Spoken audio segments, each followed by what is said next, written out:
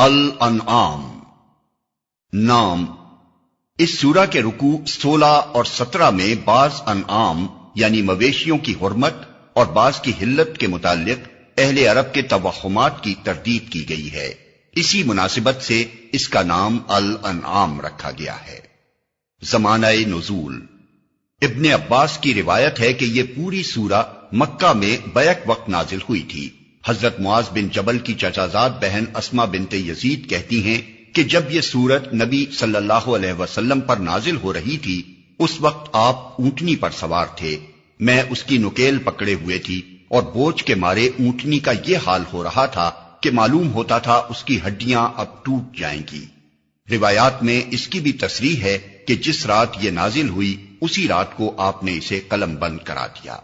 اس کے مضامین پر غور کرنے سے صاف معلوم ہوتا ہے کہ یہ سورت مکی دور کے آخری زمانے میں نازل ہوئی ہوگی۔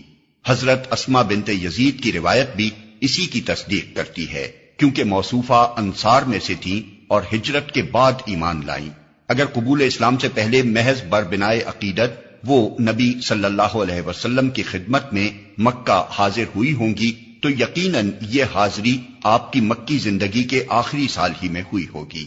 اس سے پہلے اہل یثرب کے ساتھ آپ کے تعلقات اتنے بڑے ہی نہ تھے کہ وہاں سے کسی عورت کا آپ کی خدمت میں حاضر ہونا ممکن ہوتا۔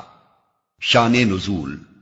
زمانہ نزول متعین ہو جانے کے بعد ہم بآسانی اس پس منظر کو دیکھ سکتے ہیں جس میں یہ خطبہ ارشاد ہوا ہے۔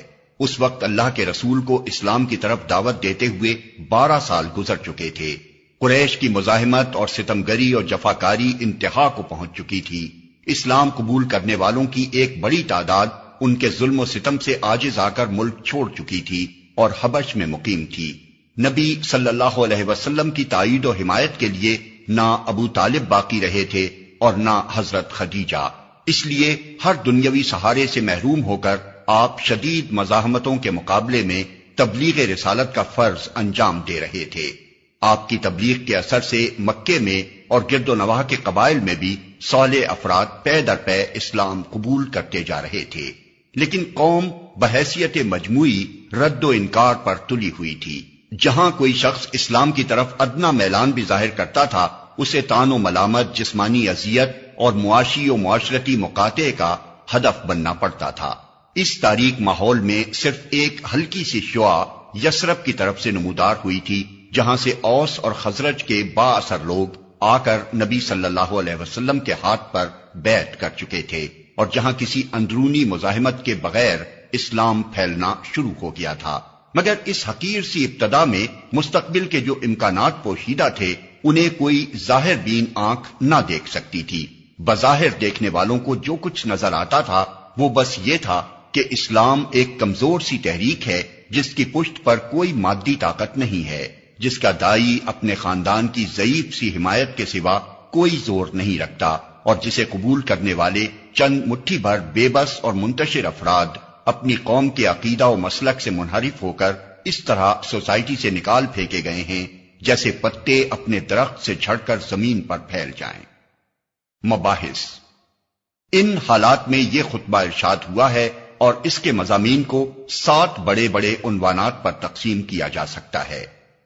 1. شرک کا ابطال اور عقیدہ توحید کی طرف دعوت۔ 2.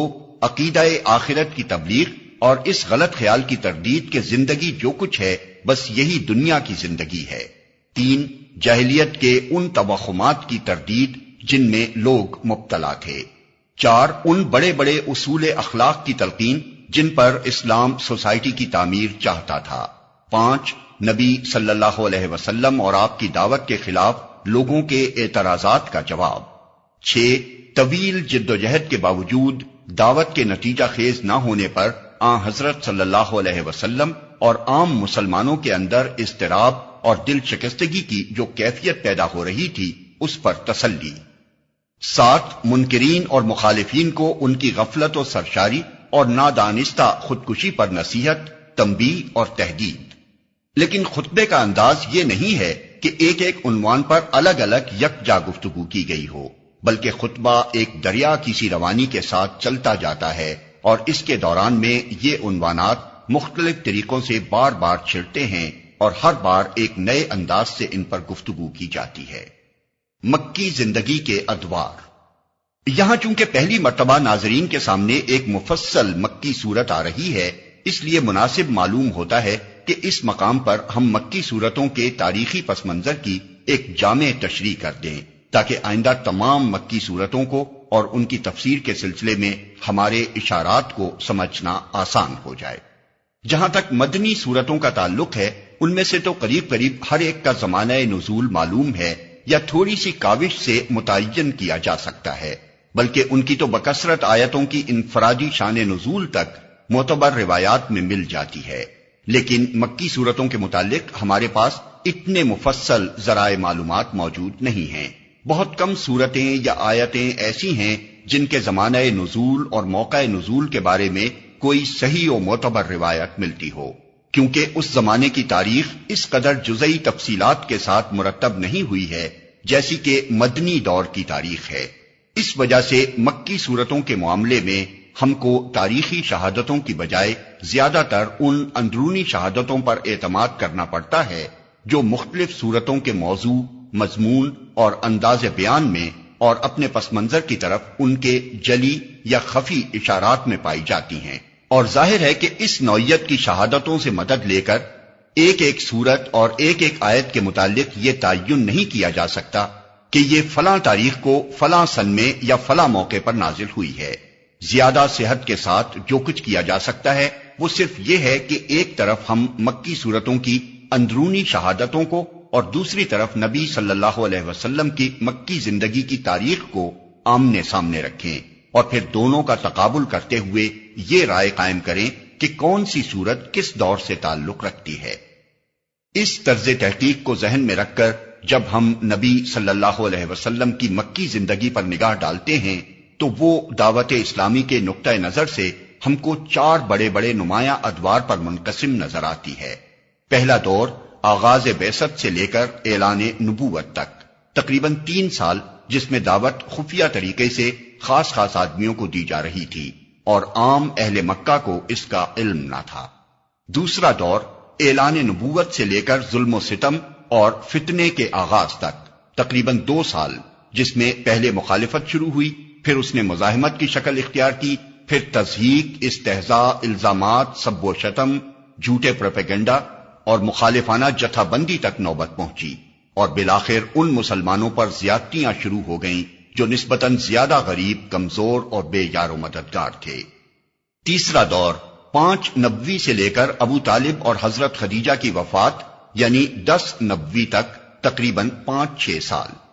اس میں مخالفت انتہائی شدت اختیار کرتی چلی گئی۔ بہت سے مسلمان کفار مکہ کے ظلم و ستم سے تنگ آ کر حبش کی طرف ہجرت کر گئے۔ نبی صلی اللہ علیہ وسلم اور آپ کے خاندان اور باقی ماندہ مسلمانوں کا معاشی اور معاشرتی مقاطعہ کیا گیا اور آپ اپنے حامیوں اور ساتھیوں سمیت شعب ابی طالب میں محصور کر دیے گئے۔ چوتھا دور 10 نبوی سے لے کر 13 نبوی تک، تقریباً 3 سال۔ یہ نبی صلی اللہ علیہ وسلم اور آپ کے ساتھیوں کے لیے انتہائی سختی و مصیبت کا زمانہ تھا۔ مکہ میں آپ کے لیے زندگی 2 بھر کر دی گئی تھی۔ طائف گئے تو وہاں بھی پناہ نہ ملی۔ حج کے موقع پر عرب کے ایک ایک قبیلے سے آپ اپیل کرتے رہے کہ وہ آپ کی دعوت قبول کرے اور آپ کا ساتھ دے، مگر ہر طرف سے کوڑا جواب ہی ملتا رہا۔ اور ادھر اہل مکہ بار بار یہ مشورے کرتے رہے کہ آپ کو قتل کر دیں یا قید کر دیں یا اپنی بستی سے نکال دیں۔ آخر کار اللہ کے فضل سے انصار کے دل اسلام کے لیے کھل گئے اور ان کی دعوت پر آپ نے مدینہ کی طرف ہجرت فرمائی۔ ان میں سے ہر دور میں قرآن مجید کی جو صورتیں نازل ہوئی ہیں وہ اپنے مضامین اور انداز بیان میں دوسرے دور کی صورتوں سے مختلف ہیں۔ ان میں بکثرت مقامات پر ایسے اشارات بھی پائے جاتے ہیں جن سے پس منظر کے حالات اور واقعات پر صاف روشنی پڑتی ہے۔ ہر دور کی خصوصیات کا اثر اس دور کے نازل شدہ کلام میں بہت بڑی حد تک نمایاں نظر آتا ہے۔ انہی علامات پر اعتماد کر کے ہم آئندہ ہر مکی سورہ کے دیباچے میں یہ بتائیں گے کہ وہ مکہ کے کس دور میں نازل ہوئی ہے۔